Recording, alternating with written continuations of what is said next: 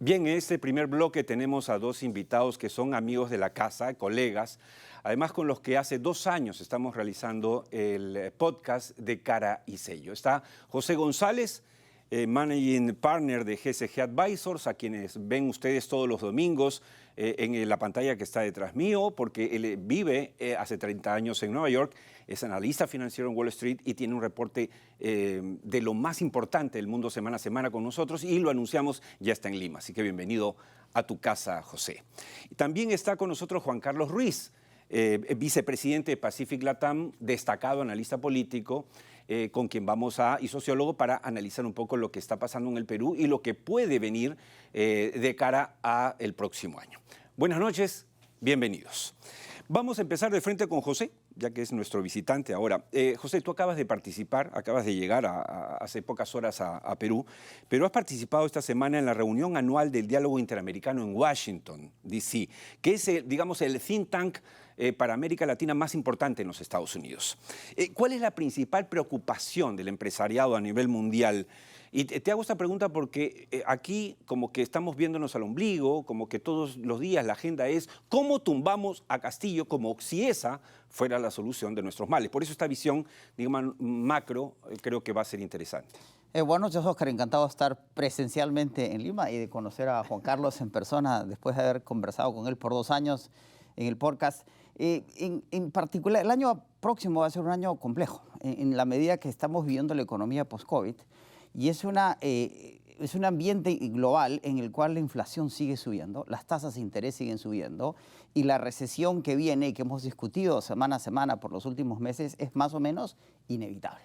Y esa recesión y esa inflación van a afectar a América Latina particularmente porque en el post-COVID son muy evidentes las precariedades en las que vivimos y las malas distribuciones de la equidad.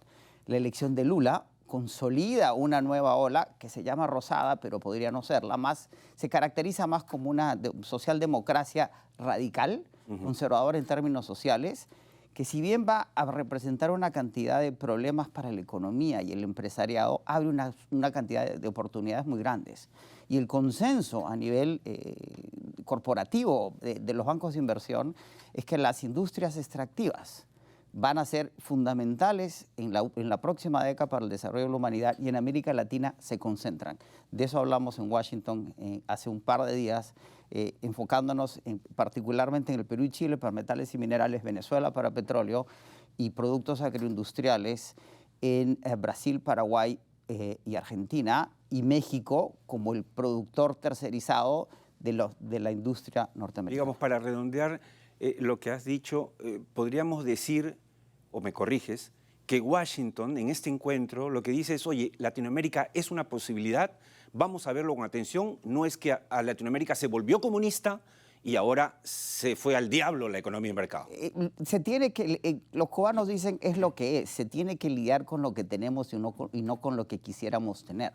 Ahora, tanto Petro como Lula están hablando de iniciativas regionales conjuntas. Y desde que se creó el Chips Law y se están trayendo los semiconductores de Taiwán a los Estados Unidos en lo que es el mayor conflicto con China, el reshoring, la devolución de industrias, de producción industrial al hemisferio occidental, es fundamental para América Latina, fundamentalmente el Perú, en términos de metales y minerales y su refinación, y México en términos de producción de aquellas industrias como la automotriz que se necesitan tercerizar vía México. Está sucediendo de una manera que no habíamos visto en el pasado, además porque la economía china empieza a madurar y va a tener problemas de crecimiento serios. China, que creció 9% por 50 años, no puede crecer más del 4%. Claro. Y los Estados Unidos puede competir en un ciclo que no esperábamos con la producción y el crecimiento chinos. Juan Carlos, parece que en un año, hablando de política, parece que en un año el presidente Castillo aprendió a sobrevivir. No diría gobernar porque sería mucho, ¿no? Sí. A sobrevivir. Pero parece que la oposición no ha aprendido a ser oposición. Una clara demostración es lo de ayer, ¿no? O sea, de hecho, la oposición mercantilista, que es la que quiere sacar a Castillo del poder, a como dé lugar, sin tener ni siquiera un reemplazo a cambio, ¿no es cierto? No ha podido lograr llenar pues el Estadio Nacional, ¿no? Es decir, llevar 50.000 personas, creo que fueron 20.000 o 30.000, pero démosle el beneficio de la duda, 50.000 personas frente a Palacio de Justicia no es llenar ojo, Castillo tampoco podría llenar el Estadio Nacional, estoy seguro. Entonces estamos en una batalla de minorías, ¿no es cierto?, conservadoras, precarias, que no saben qué pueden hacer con el poder, pero están luchando por el poder, y una gran mayoría de peruanos que literalmente le importa muy poco lo que estas dos minorías hagan entre ellos, siempre y cuando no afecten la microeconomía, su vida, su tranquilidad, que es lo que finalmente todos los seres humanos normales esperamos en una sociedad. Convivencia, tranquilidad, poder tener un trabajo, poder tener una atención en salud, poder tener una atención en educación, poder tener una vida y poder tratar de ser feliz, ¿no? El modelo anterior de los 30 años de crecimiento económico, digamos, no ha logrado satisfacer este tema de, oye, si logras tener un ingreso y todo, no necesariamente puedes ser feliz, ¿no? Claro. Ayuda mucho, eso sí. Claro. Pero la felicidad es mucho más que eso.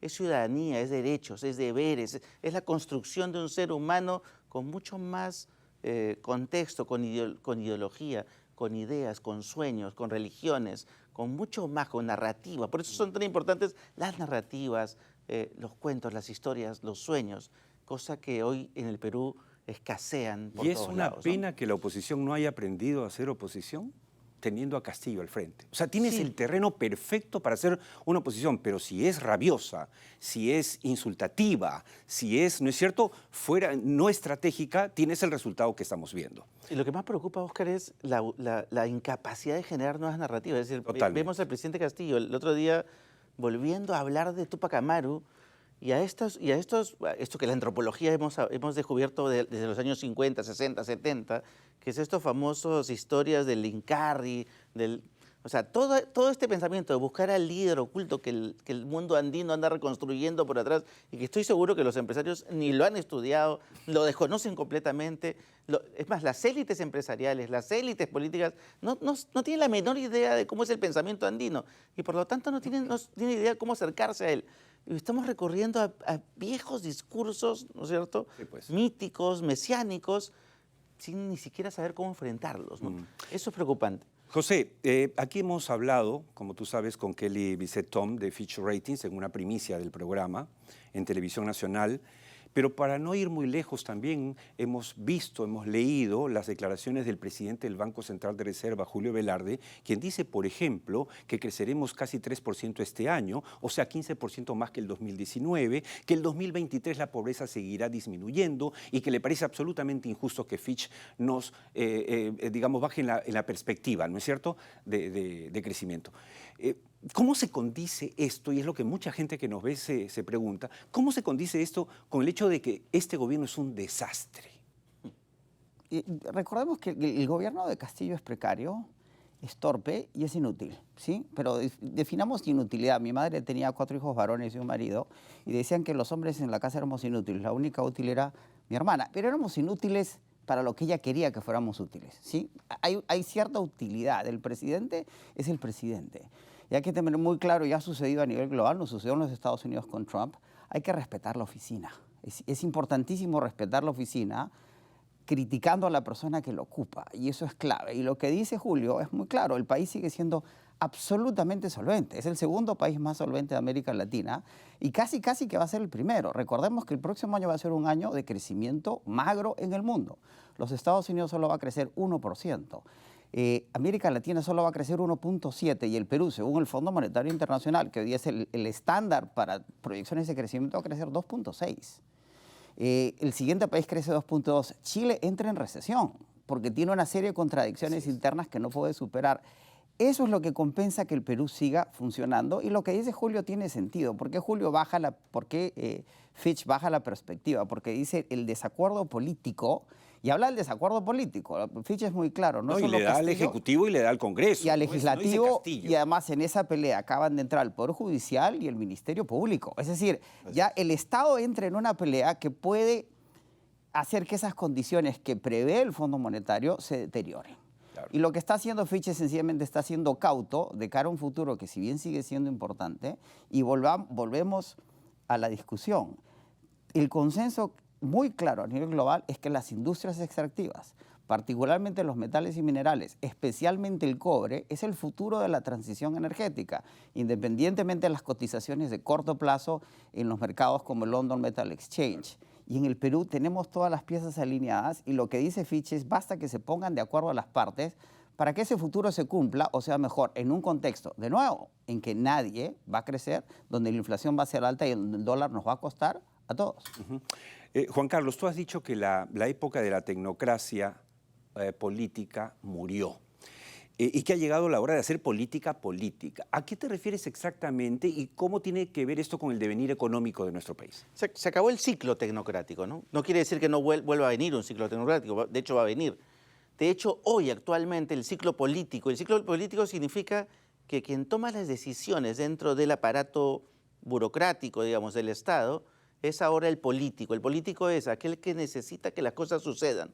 No importa si el cuadro técnico dice que este no es el camino. El político agarra y dice, no me importa, quiero que suceda y sucede, ¿no? Como por ejemplo destituyeron este fin de semana al presidente de Salud porque se equivocó de portátil, ¿no es cierto? Llevó una portátil negativa, hizo pifeos, el presidente dijo, oye, ¿cómo es esto? Por favor, presenta tu carta de renuncia y renunció, ¿no es cierto? Es política, ¿no? O sea, las reglas son políticas, no son tecnocráticas. No le preguntó, oye, ¿cómo van tus resultados del año, no? O del mes que has estado. No, le dijo, oye, te equivocaste portátil, te vas. Y se fue. Eso es política, es el ciclo político. Bueno o malo, es irrelevante, es lo que es, como decía bien José. Es decir, ese es el nuevo momento. Y este nuevo momento requiere que todos los actores sociales que quieren construir convivencia tienen que aceptar esta nueva idea o esta nueva forma de manejar el poder. Entonces hay que ver que las autoridades empiezan a funcionar de otra manera. Hay que acercarse a esas autoridades con otra lógica. Pero hacer política no significa manipular, manosear, que ese es el trauma que vivimos quienes vivimos la hiperinflación de García, ¿no es cierto? Sí, claro, todo, sí, claro. Que claro, decías, oye, el político agarra a la empresa, las empresas públicas que luego se vendieron en los 90, con el aplauso de todo el mundo, incluyéndome, por supuesto, en muchas de ellas, pero, digamos, no tenemos que hacer política manoseando la economía. No, al contrario. O sea, el ciclo político lo que debe hacer es justamente esto, lograr que las cosas sucedan con mando, con liderazgo, no destruyendo el Estado. Lo que está ocurriendo ahora es que este ciclo político es tan precario con los actores que tiene, porque tenemos a representantes en los tres poderes del Estado tan precarios, que lo que están poniendo en riesgo es la institucionalidad democrática en sí misma. Claro. Y como dijimos y hemos sostenido siempre en el podcast, el riesgo de debilitar la democracia es que las fuerzas autoritarias siempre están al acecho. Al acecho. Porque son primitivas, porque siempre están ahí. Y hay que contextualizarlo también. La elección de Donald Trump y el asalto al Congreso del 6 de enero del año pasado es un problema global. En Estados Unidos era inconcebible que una cosa así fuera a suceder. Sí, claro, ha sucedido. Trump aparentemente anuncia su campaña a la reelección el 14 de noviembre. Esta transición que estamos viviendo post-COVID y con la guerra en Ucrania se presta. Tampoco hay que creer que somos el único lugar en el mundo en donde están sucediendo este tipo de trastornos. Ahora, y a propósito de eso... el ciclo es regional, ¿no? Correcto, es global. Es global, en realidad. A propósito de eso, vale la pena comentarles a los amigos televidentes que el profesor de Harvard, Michael J. Sandel, utilizó el término sociedad de mercado, digamos, reemplazando de alguna manera la economía de mercado. En su libro Lo que el dinero no puede comprar. Y él decía lo siguiente, ¿no?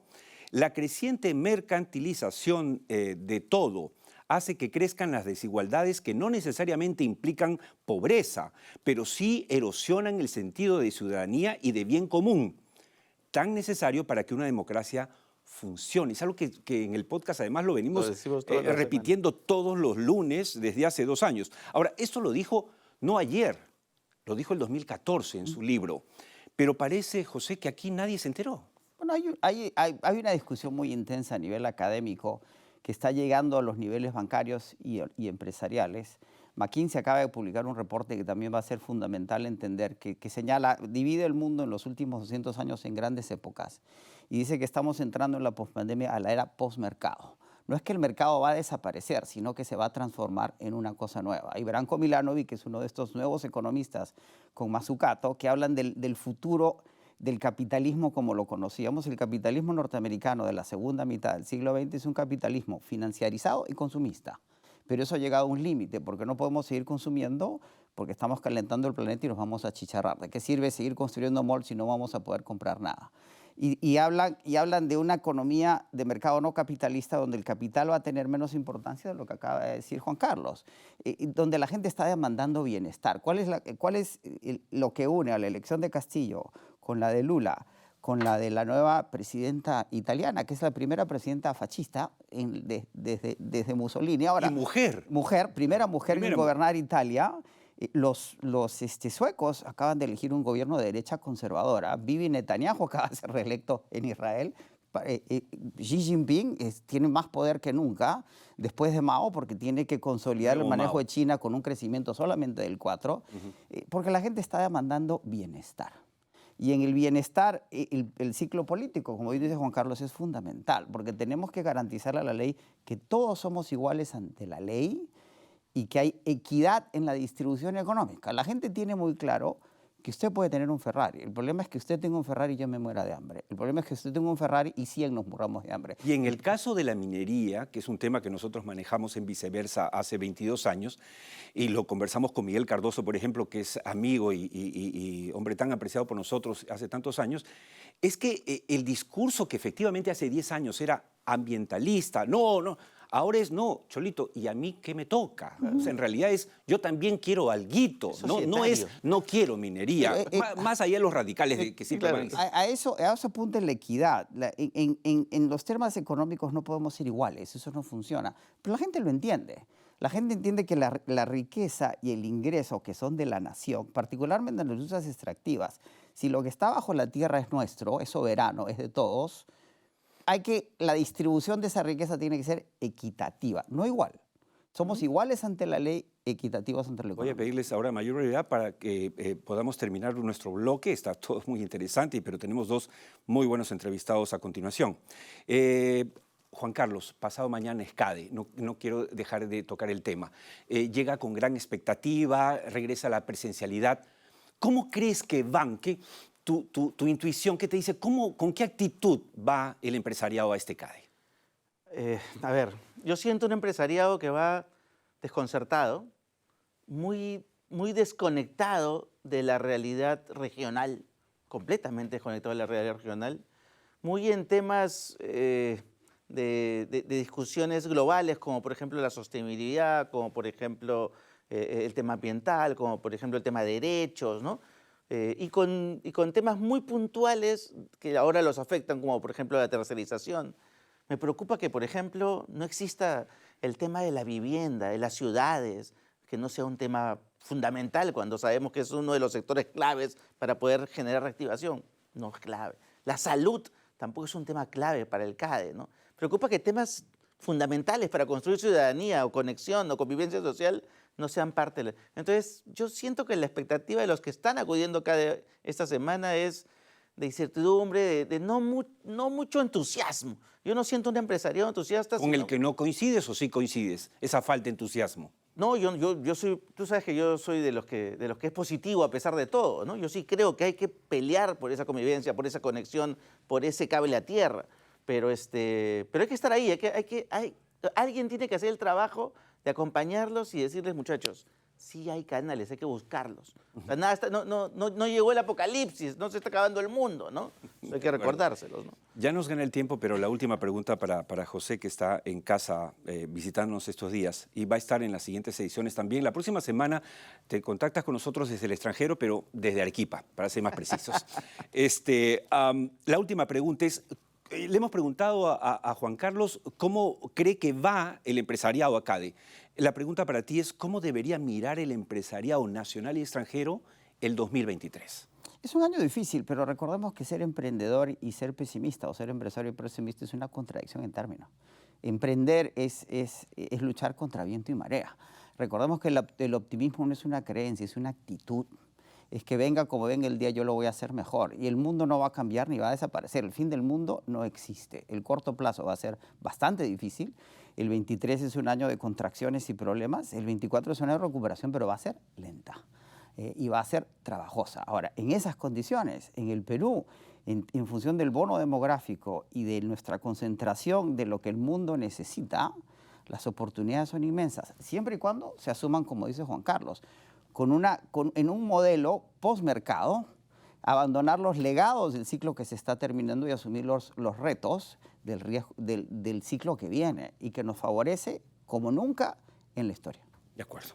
Muchas gracias a ambos por haber estado con nosotros. Vamos a seguir conversando, obviamente, y vamos a seguir viendo aquí en el estudio en las próximas semanas a José González. Muchas gracias.